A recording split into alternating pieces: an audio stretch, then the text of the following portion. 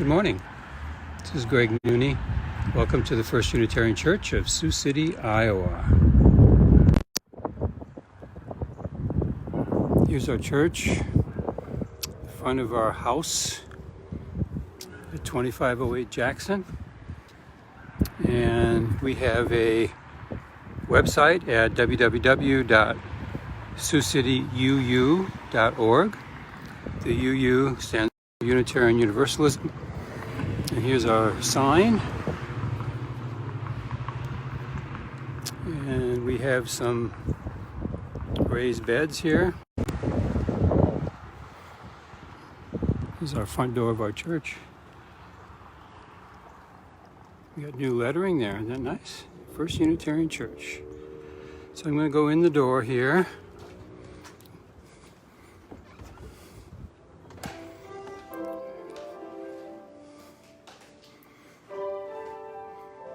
Here's a poster that the RE kit, and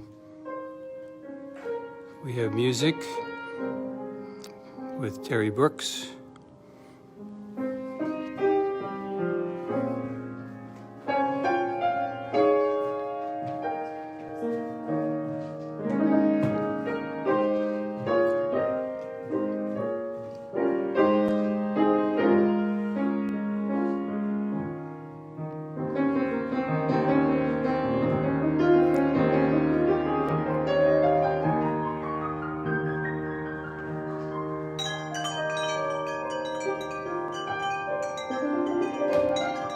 Good morning, everyone.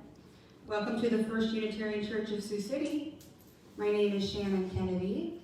Our guest speaker for today is going to be Andrea Porter. I don't think there are any visitors here today that we don't know. As a member congregation of the Unitarian Universalist Association, we provide a free pulpit where invited speakers are free to express their own opinions.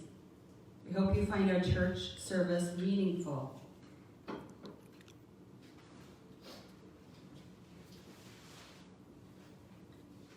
Opening words today are from Mary Oliver. No, that's wrong. That's the responsive reading later.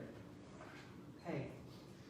Opening words today are still a poem by Lynn Unger. Lynn Unger lives in the San Francisco Bay Area with her wife, her teenage daughter, 2 dogs, and 2 cats. She serves as the minister for lifespan learning for the Church of the Larger Fellowship, an online Unitarian Universalist church.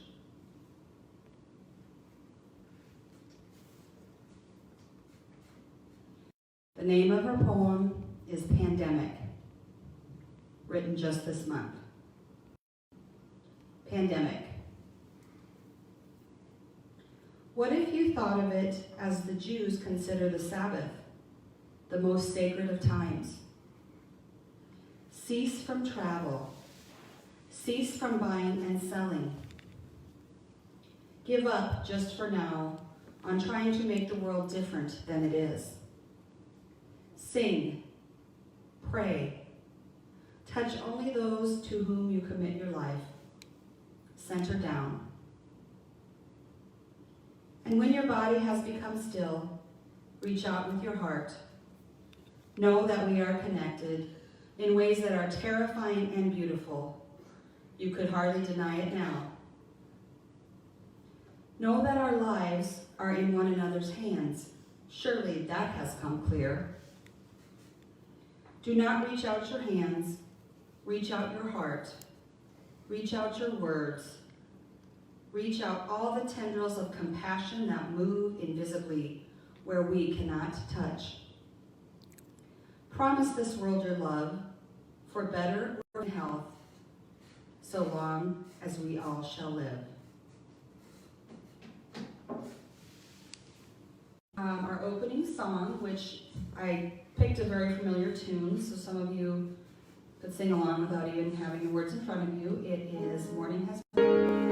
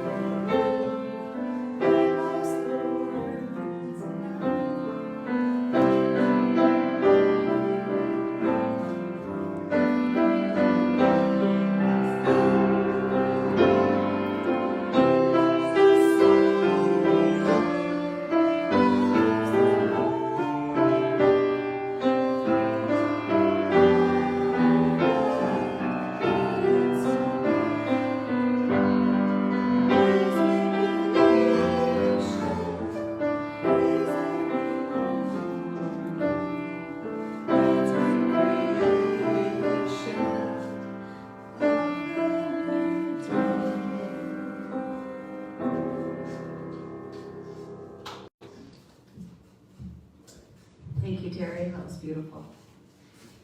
Okay, we'll do chalice lighting today.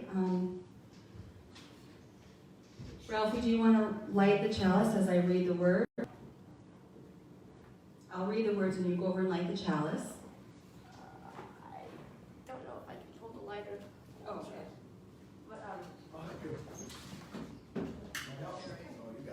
Sorrows, gifts, and needs. We light this beacon of hope, sign of our quest for truth and meaning, together. we might need a new whip. I can't like this.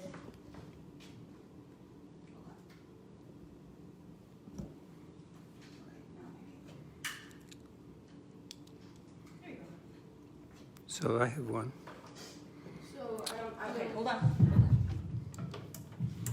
So Greg, do you want to just say it and then Ralphie will light them? Will that work? Yeah, they can hear me. So we're going to light a candle for Jenny. This is Jason's cousin. She fell down the steps 2 nights ago and hasn't woken up. She's been in a coma. Mm-hmm. This is for Jenny, Jason's cousin. Yeah. Any others? Okay. Do you have one you want to do, Ralph? Ralph, would you like to light a candle?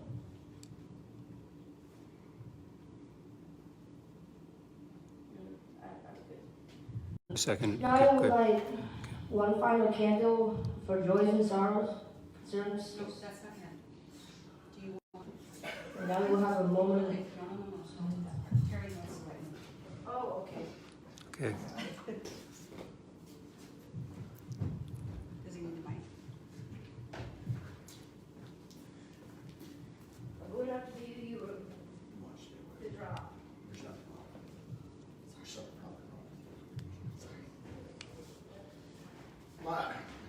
I'd like to light a candle of concern. Are you able to hear through the? Okay. never Better mind. to use the microphone, I think. I apologize. I'll let you hold it. I'd like to light a candle of concern.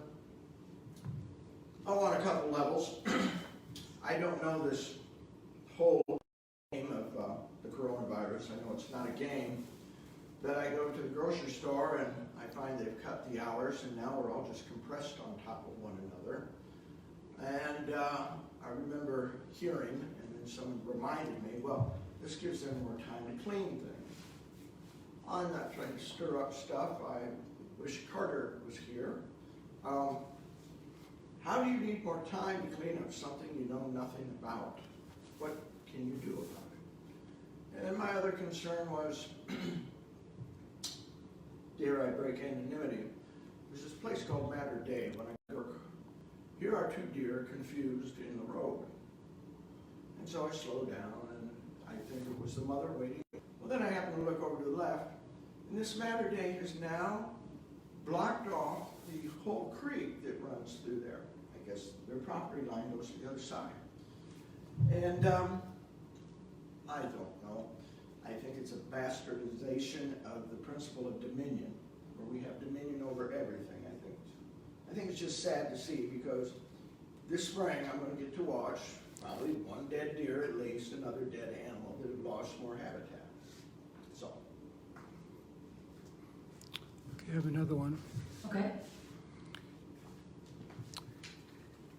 So this is a candle for Crystal's friend Terry, who is a recovering alcoholic and is moving back to their old town and their old friends who aren't in recovery. Then we have another one, a birthday candle for Paula J. Rager, R-A-G-E-R. Am I saying that right? Yeah, that's Karen's wife. Okay. Hey, can we sing? Paula? Birthday to you. Happy birthday to you. Happy birthday, dear Paula. Happy birthday to you.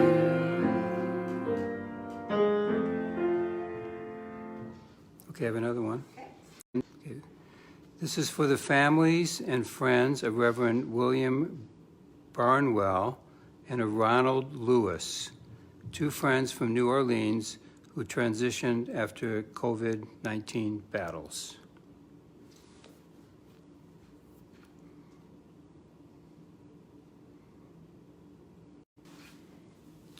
So any other candles from the people watching?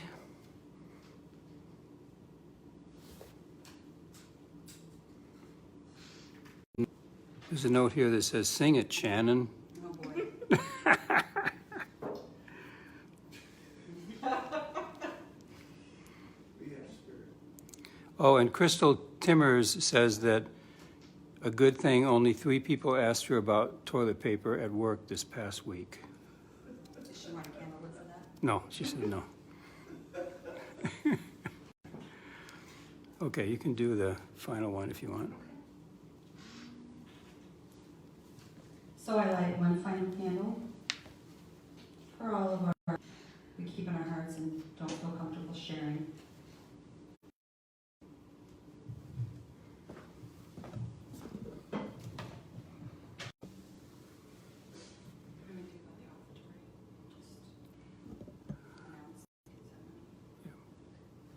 Okay, the time for our offertory in a regular service. So once again, if you would like to send your pledge money or change for change money, you can just put it in an envelope and send your check to 2508 Jackson. Indicate where you want that money to go, if towards your pledge or towards change for change. Thank you. Actually,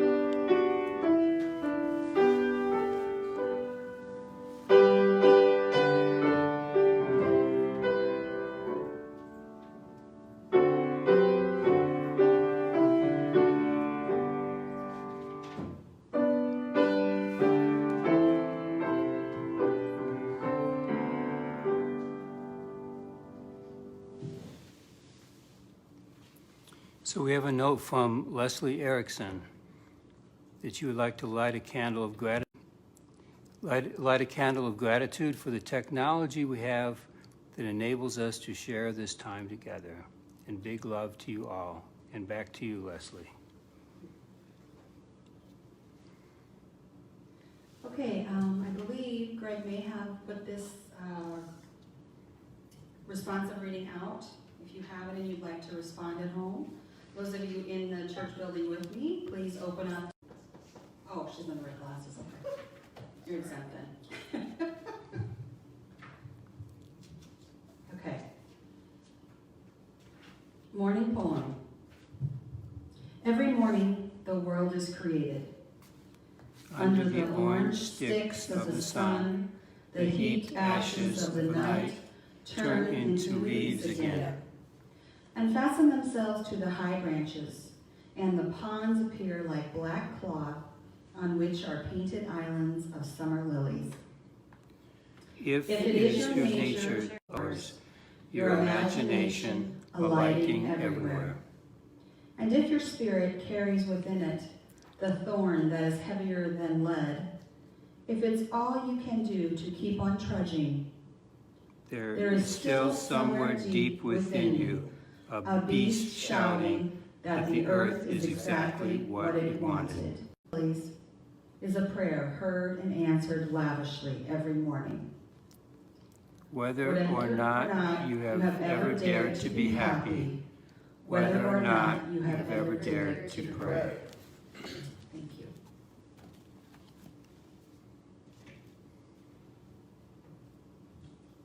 Okay, now it is time for our speaker and reporter.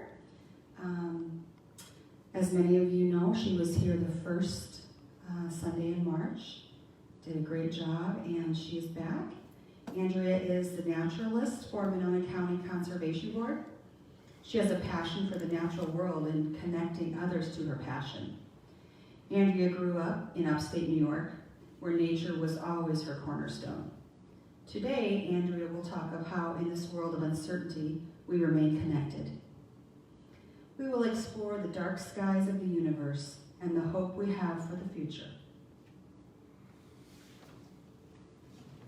Welcome, Andrea.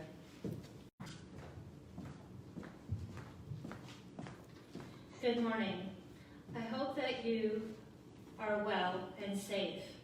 On this day, we are met with the challenge of not being together as a congregation. Today's technology gives us the next best thing. our world during this COVID outbreak. You may feel hopeless, helpless, scared, tired, weary, or anxious. I have felt most of these. I want you to know that the feeling. I remind myself that this too shall pass. We will not be in this place of uncertainty forever. In the meantime, we need to be reminded that we are so much more than our feelings. We are occupying our nervous energies for so many amazing things, such as making masks for health workers, delivering groceries to the homebound, getting outside to visit our favorite place to walk or hike, and thinking outside the box to get on with daily life.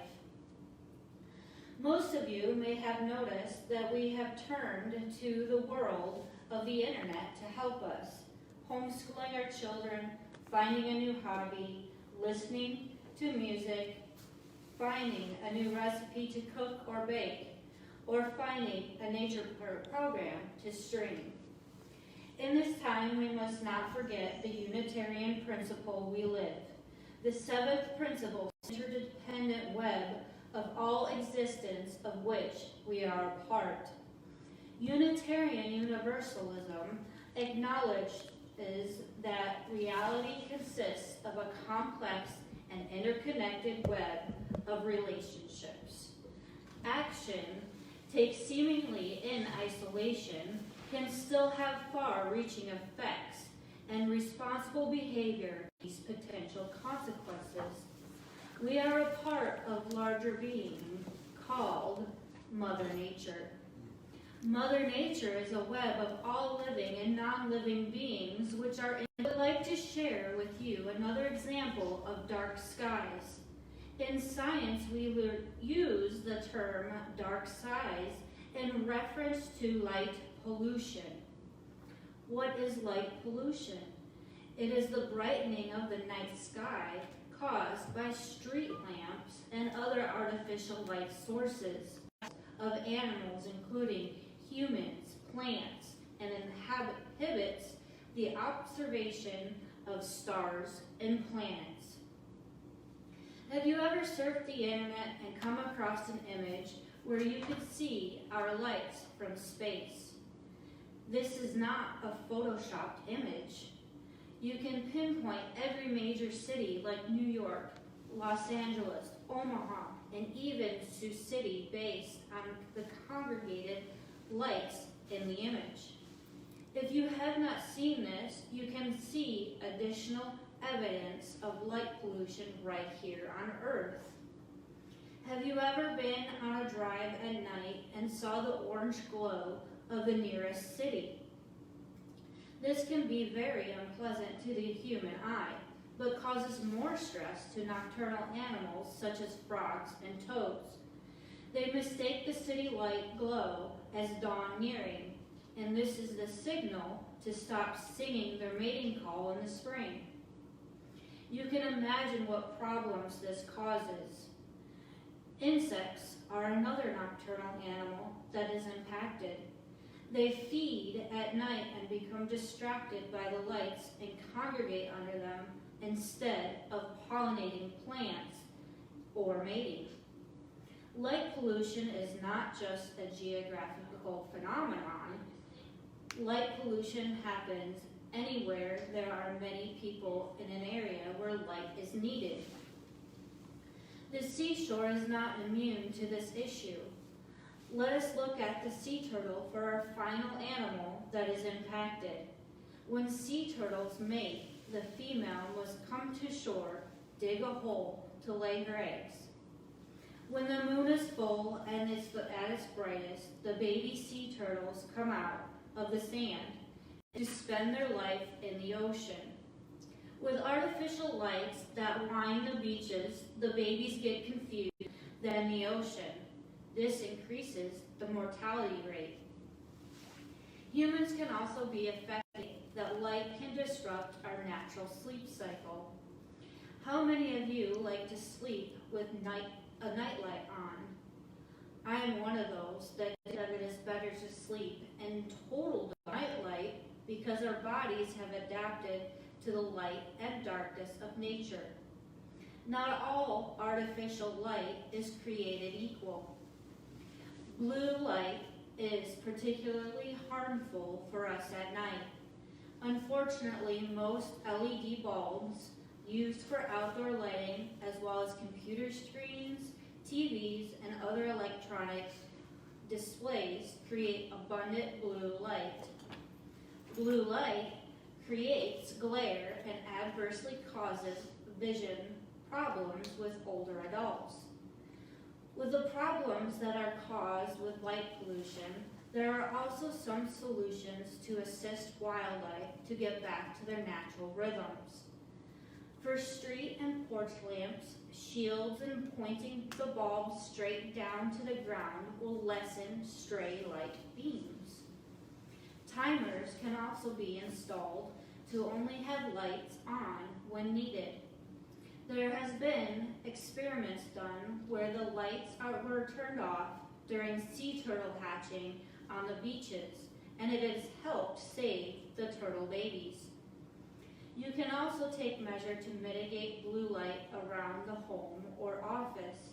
It is suggested to use a filter application on your screen device. This will lessen the amount of blue light that emits and reduces eye fatigue. Another tip to consider is to stop watching television or using screens 1 hour prior to sleep to allow your body to rest and get into the natural sleep pattern. I hope that today's information has intrigued you to learn more about light pollution and what you can do. If interested, I encourage you to visit www.darksky.org for more information. As you train your eye to the night sky, take note if you see well or if there's a glare due to lights that surround you. Stay happy and healthy. Thanks again for your time today to explore the dark skies.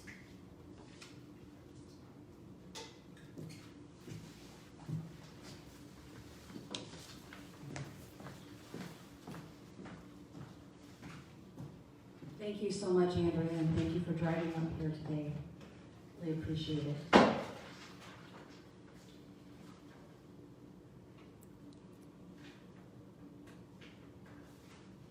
Okay, our closing song today is another familiar one, For All That Is Our Life.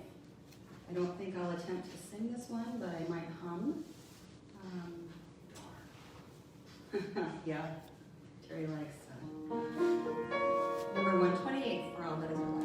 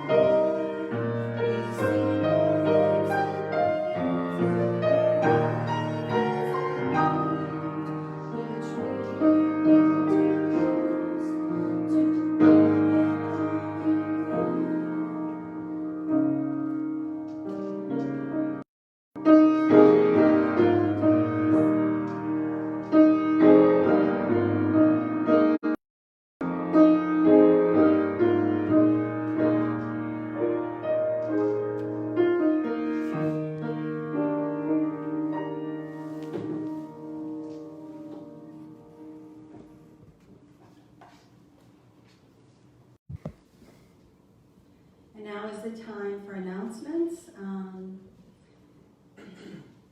I have one, and then if anybody has them, Greg can read them, if there's any coming online.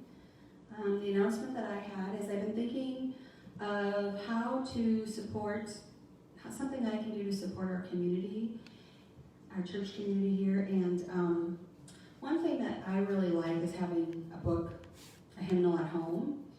If there's anybody else that would like to have one, just to follow along with readings, possibly of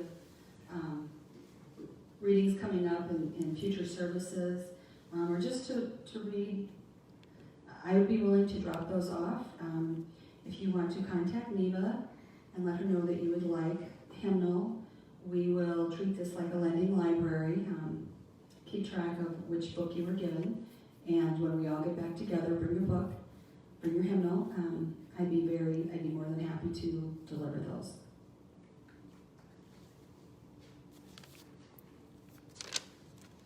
Any others? Okay, so I have an announcement. So we do have a case of toilet paper that is available if there's any members or anybody that really needs it. Call the church and talk to Neva about it, and you might be able to get, 1 or 2 rolls at the most. And we'd appreciate any donations. They cost about $1 a roll. And any donations would go to our Change for Change program. And I want to announce the upcoming services. So next week, Marlene Sturtevant is going to give a sermon called Introduction to Hell. So April is kind of our month to go into the shadow a little bit. On the 12th, Carter's going to give a talk called Living in Hell. On the 19th, Clark Sturtevant is going to give a talk on Hell for the Opera. And on the 26th, Wesley Ramatko is going to give a talk, Where's the Fire? And all of these are going to be online.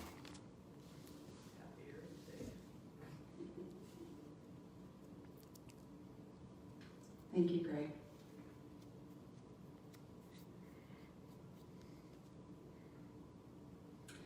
Closing words this morning. First of all, a quote from Chief Seattle. All things share the same breath. The beast, the tree, the man. The air shares its spirit with all the life it supports. Second thing I'd like to read in closing is a statement from the UUSC CEO and President Mary Catherine Moore, is the Unitarian Universalist Service Committee. This is a statement she put out about COVID-19. I'd just like to read it.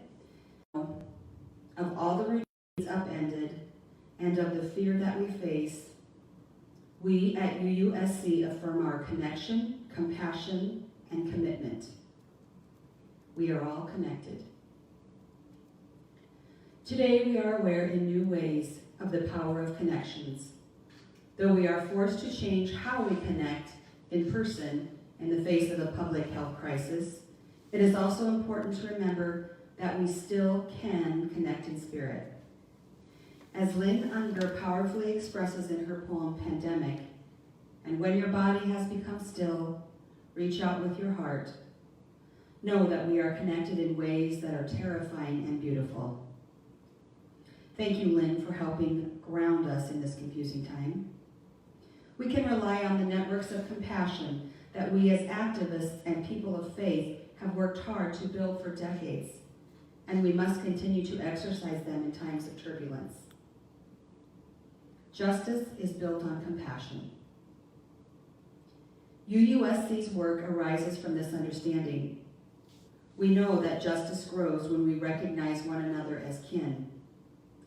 This deep knowing challenges us to respond with compassion wherever justice is absent, wherever human rights are denied. By reaching out with our hearts, we come together in mighty ways to surmount formidable threats. Our commitment will not waver.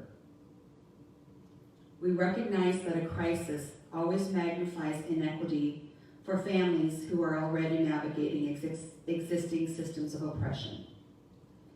Many families will experience diminished access to aid based solely on who they are, face increased xenophobic rhetoric, and bear undue economic burdens. Yet, as always, UUSC's mission compels us to seek out those who are overlooked and support them, particularly in times of uncertainty. We are incredibly grateful to our members who continue to bolster UUSC with your steadfast support, enabling us to act quickly in times of difficulty. You play a vital role in weaving together strong communities both locally and globally.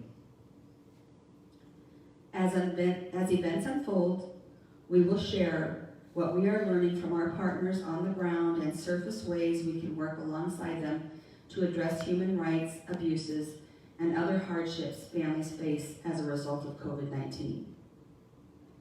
We hope you are taking care of yourselves and help others near you to weather these times like trusted medical experts in your area and looking out for one another in ways large and small. In solidarity, Reverend Mary Catherine Morn, President and CEO.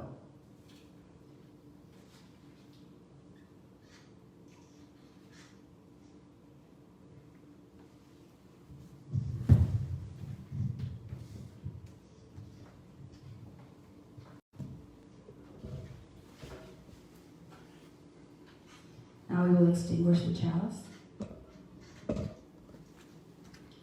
We extinguish this flame, but not the light of truth, the warmth of community, or the fire of commitment, until we are together again.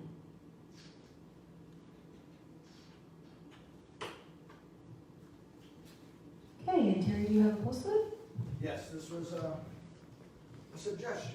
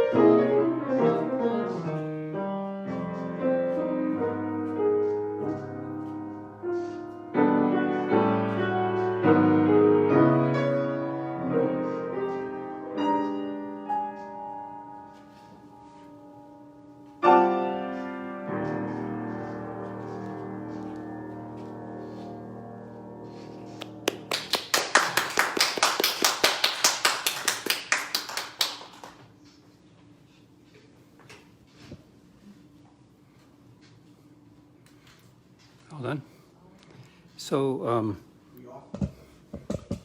no, not quite. I'm just going to say a couple things.